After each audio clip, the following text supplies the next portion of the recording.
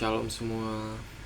Perkenalkan, nama saya Octavianus Daily dengan NIM 64245190 dari kelas 642B05 Kaliabang. Di sini saya ingin mengerjakan tugas atau proyek UAS saya di mata kuliah agama Kristen. Oke, baiklah. Di sini saya akan mempresentasikan yaitu tentang menciptakan kerukunan antar umat beragama. Nah, di sini menciptakan kerukunan antar umat beragama dilakukan dengan menumbuhkan sikap toleransi, saling menghargai dan menghormati perbedaan keyakinan, tidak memaksakan kehendak, memberikan kebebasan beribadah, serta aktif melakukan dialog dan kerjasama lintas agama. Seperti di Indonesia sendiri adalah rumah besar dengan ribuan pulau, ratusan bahasa, dan beragam keyakinan. Di dalam keberagaman ini, kita sering mendengar istilah toleransi, tetapi sebagai umat Kristiani, apakah toleransi itu sudah cukup? Dalam mata kuliah agama Kristen ini, kita belajar bahwa kerukunan bukan sekedar hidup berdampingan tanpa bertengkar. Lebih dari itu, kerukunan adalah panggilan iman. Hari ini, saya akan membahas bagaimana kita menciptakan kerukunan antar umat beragama yang tulus, berakar pada kasih Kristus dan berdampak bagi bangsa.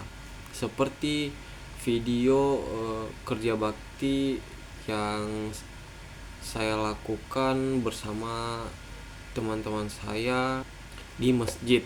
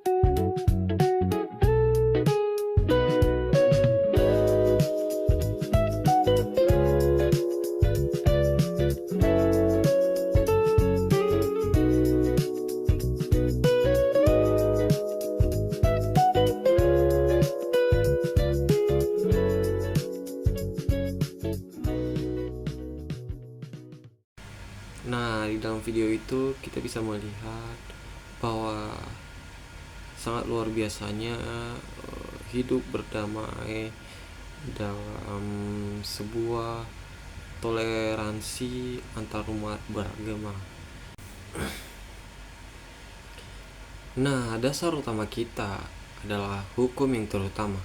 Di dalam Matius pasal 22 ayat 39 yang dikatakan, "Kasihilah sesamamu manusia seperti dirimu sendiri."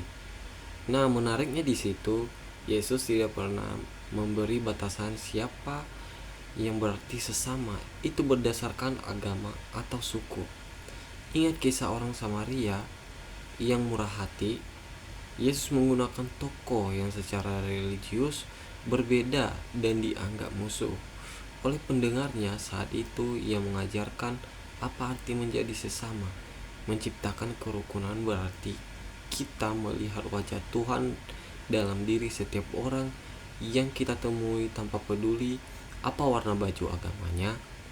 Kita dipanggil untuk menjadi garam dan terang. Garam tidak terlihat tetapi memberi rasa. Artinya, kehadiran kita harus membawa rasa damai dan mencegah perpecahan di masyarakat. Dan di sini saya memberikan sebuah foto kegiatan sosial yang dimana kita menciptakan kerukunan antar umat beragama dan membawa rasa damai di dalamnya.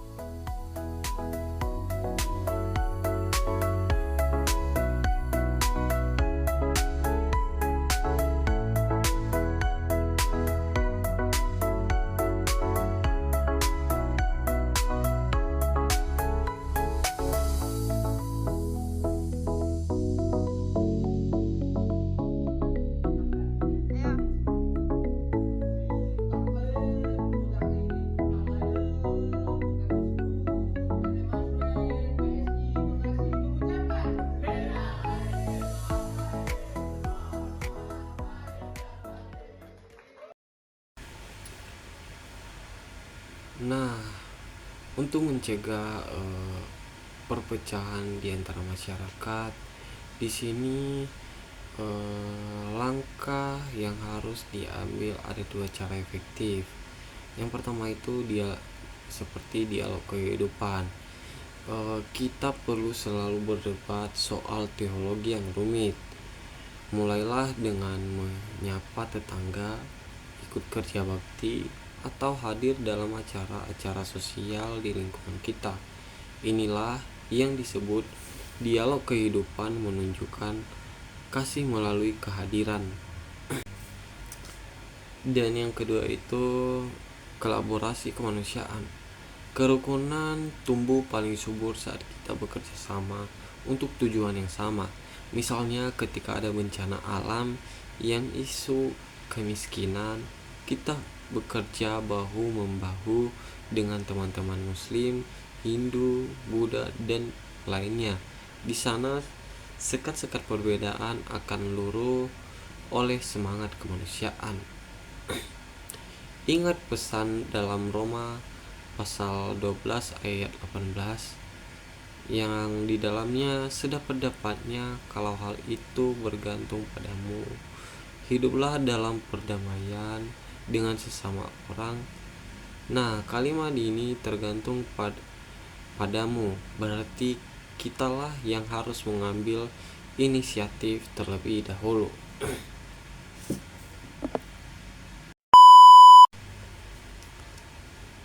Nah, untuk menciptakan kerukunan tidak selalu mudah, karena seringkali muncul prasangka atau informasi yang salah di media sosial. Sebagai mahasiswa dan umat Kristen yang kritis, kita harus berhenti menghakimi. Jangan menelan mentah-mentah stereotip negatif tentang agama lain. Membangun jembatan, bukan tembok. Saat terjadi konflik, jadilah orang yang memediasi, bukan yang memprovokasi. Literasi digital. Jangan ikut menyebarkan kabar buruk yang memecah belah. Karena kerukunan bukan berarti kita mengompromikan iman kita atau mengatakan semua agama sama aja. Secara teologis, kita tetap teguh pada iman yang kepada Kristus.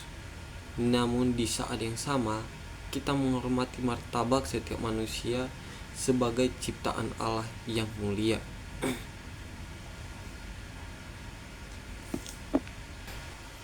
Nah, di sini sebagai penutup saya, mari kita ingat bahwa Tuhan memberkati para pendamai. Menjadi pembawa damai adalah identitas kita sebagai anak-anak Allah. Mari kita jadikan perbedaan sebagai kekayaan, bukan ancaman. Mari kita jadikan Indonesia tempat di mana kasih Kristus terpancar melalui sikap kita yang rukun, rendah hati, dan penuh hormat kepada sesama. Dan mungkin sekian dari video kali ini, dan saya ucapkan shalom semua.